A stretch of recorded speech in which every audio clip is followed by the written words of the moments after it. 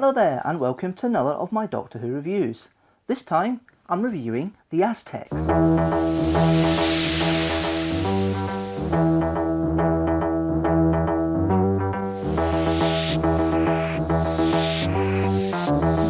As always, I have in front of me here the television companion. I'm going to read the plot synopsis of the Aztecs from the TV companion. Here we go. The TARDIS arrives in 15th century Mexico, inside the tomb of one-time Aztec high priest Yetaxa. The travellers become cut off from the ship when they explore the temple outside, and the tomb door closes behind them. Barbara is proclaimed by the High Priest of Knowledge, Ortlock, as Yetaxa's divine reincarnation. However, she incurs the enmity of High Priest of Sacrifice Utoxel when, against the Doctor's advice, she attempts to use her newfound authority to put an end to the Aztec practice of human sacrifice. Events reach a climax on the Day of Darkness, the time of a solar eclipse. Ian's unwilling conflict with the Aztecs' chosen warrior, Ixta, ends in a fight in which the latter falls to his death from the temple roof.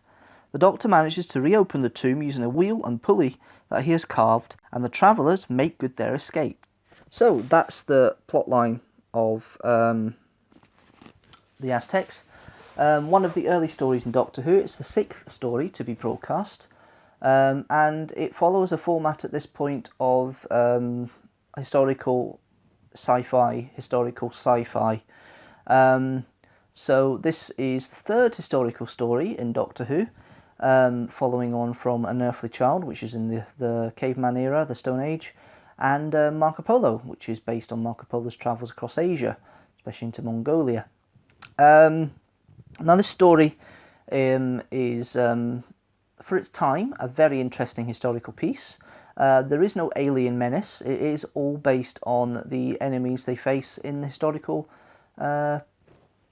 setting that they find themselves in. The plotline really revolves around Barbara and her attempts to try and change the Aztecs' way of life, so the sacrifices don't repulse Cortez when he comes in 1520. And really the best performances come from William Hartnell, the Doctor, and Barbara, Jacqueline Hill, who plays Barbara as well.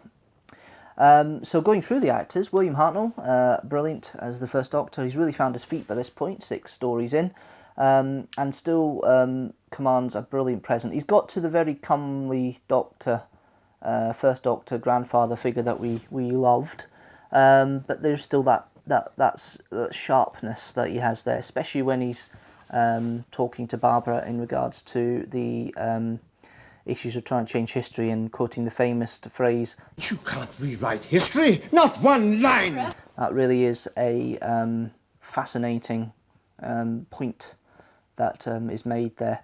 But Jacqueline Hill pulls off Barbara brilliantly with the role she has, faced with the fact that she's playing a goddess and tries to use her power to change the Aztecs' nature. Only really Ortlock is the one who she keeps on side until the last episode, and even he loses faith, but that's through the plottings of Utoxel. Wayne Russell is great as Ian. Very much the strong man of the series is Ian at this point, because the Doctor isn't really seen as being able to fight his own battles. He needs a younger, stronger person to do the work. That really doesn't stop until John Pertwee's era. There's always a male companion there to be the stronger man to fight the fights that need, and he has a warrior of Ixta that he's fighting against most of the time. There's 3 fights that they have. There's 2 fights really. You've got the fight where Ian paralyzes Ixta with his thumb, basically pinches a nerve and knocks him out. You've got the incident where they fight with bare hands, and the Doctor is tricked to use some plant poison to actually drain Ian's energy. And then we've got the final fight where Ixta ends up being thrown off the temple. And there, his plot is more or less the strongman element in here, but William Russell plays it brilliantly. He always does with the character of Ian, and is very opinionated in what he does, and is very strong-willed. The other regular, Caroline Ford, isn't really included in this story, partly because she's on holiday.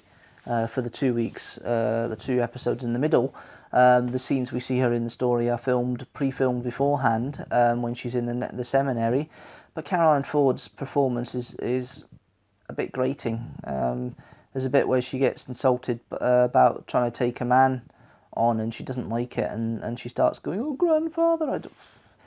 The character has such great potential in the first couple of the stories, and then it's just starting to get to this very much screaming, begging companion. Barbara never has that. She has the screaming bit, but she's also got that intelligence and always got that will to try and do something better, and bounces off the other characters. So yeah, I'm not a great fan of Caroline Ford. Who I am a great fan of, though, is John Ringham, who played Eutoxil, the High Priest of Sacrifice. He plays it with a villainary slant, and he plays it very, very well. I really enjoyed his character. He steals every scene he's in. He plays it with such vigour and such purpose that makes it look and feel absolutely fantastic, and I really enjoyed his interpretation of the episode. I think it's really great.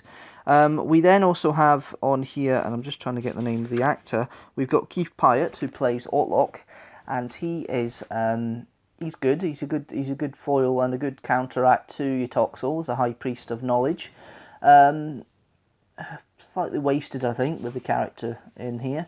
Then we have also Ian Cullen, who plays Ixter. He's a great little foil to Ian, and plays it quite well, and he does a good job trying to do the fight sequences and be the I want to be the warrior, and he comes across a slightly spoilt brat, which really works on the story. You've then got Margaret Vanderberg, who plays is it Margaret Vanderberg? Have I got that right? Yes, Margaret Vanderberg, who plays Kameka, and it's a really interesting scene with a play with Kameka in the first Doctor, because the Doctor goes into the garden where all the retired Aztecians are. I think that's how you call it, and he ends up being engaged to Kameka, and it's quite good to see a kind of comedy element in the first Doctor, because William Hartnell's Doctor doesn't really have that in there. So that's really cool to see that, and really cool to see that kind of play off there. And I really did enjoy the way she played it, and it's really good relationship she had with the Doctor at that point. In regards to production, it was early on the run, so there's limited space, limited budget. Well, it was limited budget in classic Doctor Who, but it's definitely limited space. But Barry Newbury does the design very well.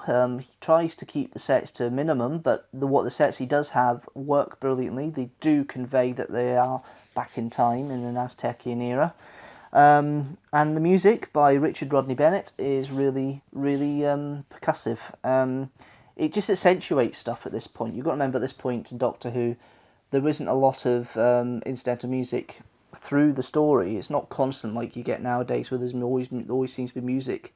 It's very much emphasising various points. It's usually a kind of quick couple of bars at the end of a scene just to accentuate a point of emotion, or you've got the fight scenes where there's a lot of percussive elements in it, and it really does work, and I really do like the music in this story, and I think it really does work. Overall, I did enjoy the story. I do enjoy the story. I continue to watch it. I bought the DVD of it more recently, and you'll see that in a later video for the vlogging with my trip to Cardiff. But regardless of that, I did enjoy the story. I really did like the Aztecs. I suppose it's not as good as the other 2 stories I've done so far in the review series. I would give it 3.5 TARDISes out of 5. I did enjoy it, but I didn't enjoy it as immensely as I did the Visitation or the Green Death, but it's still up there. I mean, anything over 3 is good in my money, so yes, 3.5 out of 5. Well, that's it. That's another review. I review another story next time. Well, maybe not next time, but you'll have another review very soon anyway. Thank you very much for watching as always. Leave a comment below, tell me what you think of the story of the Aztecs, give me your review. You can even give me a link to a video response to this video as well. And if you like what you see, don't forget I post a video every Sunday at 7 AM GMT. And if you like it, don't forget to subscribe and comment below. Until next time, thank you very much for watching, and once again, I will see you later.